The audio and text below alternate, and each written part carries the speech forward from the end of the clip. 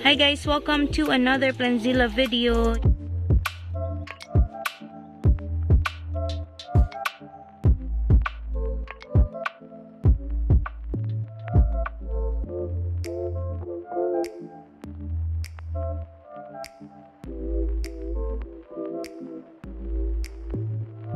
Ito, matagal ko na talaga itong hinihintay. Naawa ko ng mga nakaraan. Pero mas nakakaawa kasi kapag hindi pinutol yan, nakikita nyo naman marami nang lumalabas na mga aerial roots. Ano nga pala yung Tagalog? Mga ugat. Mga ganyan. Kaya nakapag-desisyon kami na putulin siya ngayon. So, ang tagal-tagal na. Napalaki na rin namin to guys. Ito ba yung cultured? Cultured. Oo, itong yung cultured na black cardinal. So, sa mga nagtatanong at kung ano pa man yung mga paghihinalan nyo sa mga cultured na mga philodendron guys, ganito yung itsura kapag lumalaki. So, magiging kamukha na lang din naman nung mga dito talaga tumubo sa atin. Medyo matagal-tagal kasi hinintay namin para maging matured siya. Nung nakaraan tumutubo na siya, lumalabas na yung mga aerial roots pero hindi ganun kadami and wala pang nagsasanga-sanga. So merong mga aerial roots na lumabas tapos binalik na rin namin sa lupa kaya nakikita nyo ganyan yung itsura. So eto today guys, puputulin namin and sana successful to. Hindi ko alam gaano katagal makarecover pero sana makarecover ka agad. Ayan, puputulin na natin. Matigas na kaya yan. So, baka matamaan itong dahon na isa. Pero, matandang dahon na rin naman. So, makakakayanin na rin niya. So, linisin na lang natin. Yung cut, ganyan. O, naputol na rin. Medyo malaki-laki na. Ang bango niya. Feeling ko mabango siya. Ayan guys. Sana maging okay, no? Siyempre, yun yung gusto natin.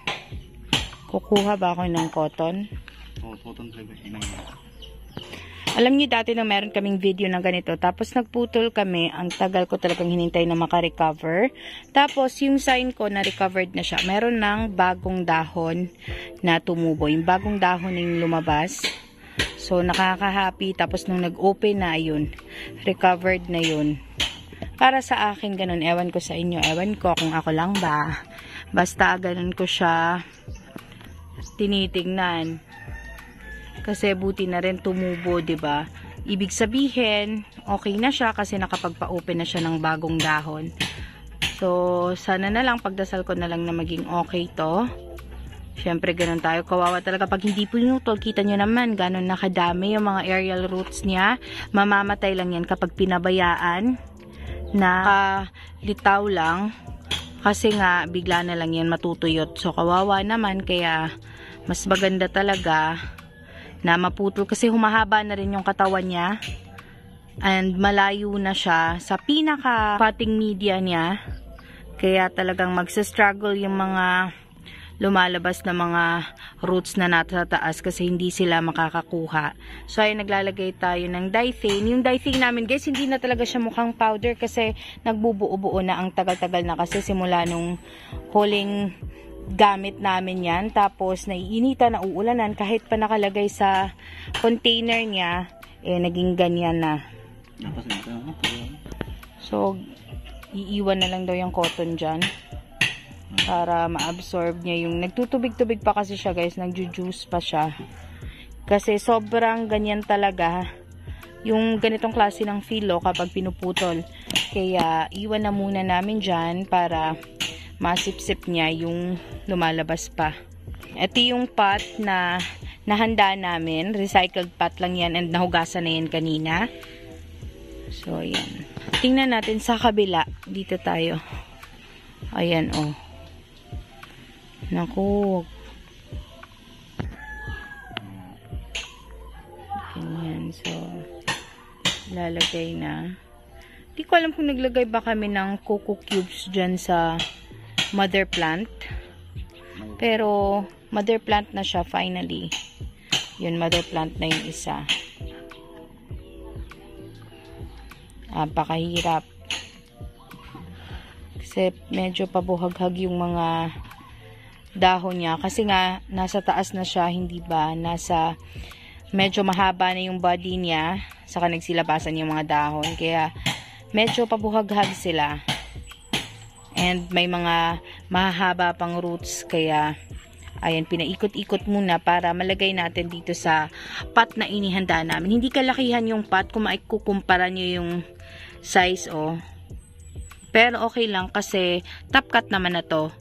So, yung dati kasi talagang nilagay namin siya sa mas malaking pot para makabuelo siya ng tubo. Ayan. Ganyan, kakasya kaya.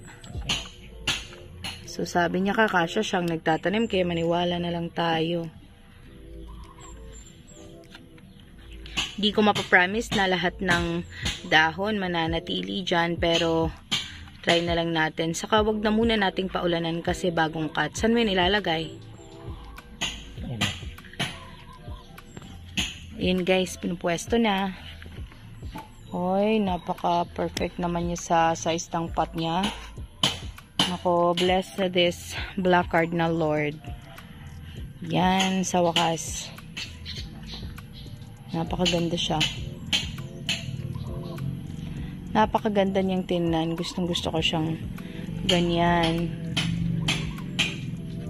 Kasi parang perfect sa kanya yung size ng pot.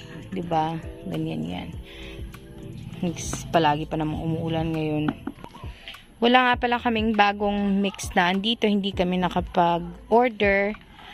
Usually, nag-o-order kami ng mga sako-sakong pang tanim talaga. Yung mga mix na sinasadya talaga para sa mga ganitong klaseng halaman. Pero ngayon, hindi na kami nakapag-order kasi nga hindi nga kami palaging nakakapagtanim. Hindi nga kami palaging nagkakaroon ng time dito sa garden. At busy na. Simula pa ng 4 a.m. hanggang sa pag-uwi na medyo madilim na. So, hindi na talaga kinakayang magka-video. Nagagahol na talaga sa oras. Kaya hindi na kami nag-order. Yan na lang. Kung ano yung meron kami, yan na lang din yung ginamit namin para dito. So, kung ano man yung meron kami dati, if merong carbonized dyan, sobrang tagal na. So, hindi ko alam kung kasing acidic ba siya, pero basta sinusubukan namin kasi kung ano lang talaga yung meron ngayon. Biga-biga na rin kasing naisip na i-propagate ito kasi nga sayang din naman yung mga aerial roots. Nakita namin nung pumasok kami dun sa yung green na yan. Nung pumasok kami, nakita namin, napansin namin siya na pahaba na yung katawan, padami ng padami yung aerial roots. Saka, isa din to sa mga iniiwasan po muna naming mag-propagate kasi nga, konting-konti na lang yung mix na meron kami. Tapos, malalaking pots yung gagamitin. So, marami-rami yung kakailanganing mix. Ay, ano siya, parang nakakapag-consume siya ng maraming mix. Kung mga ganito lang kasi, konti lang yung mga nauubos namin. So, hindi talaga mauubos yung isang balde na yan. Yan yung pinaghandaan niya yung nakaraang araw. Pero, kapag mga malalaking pot na, alam nyo naman, talagang ganyan, kailangan mong damihan yung ilalagay. So, hintayin na lang natin. Naisipan ko, ang ganda sigurong ilagay ng mga ganyan sa porch. Kaso nga, wala kaming porch. Diba? Pagkagising mo sa umaga, pagkalabas mo, sobrang aga pa, nakikita mo ang ganda-ganda ng mga halaman na yan. Pero, yan, hindi pa kaya eh. So, sa susunod na lang, pag nagka-budget na, Ayan, malapit na kaming matapos dito.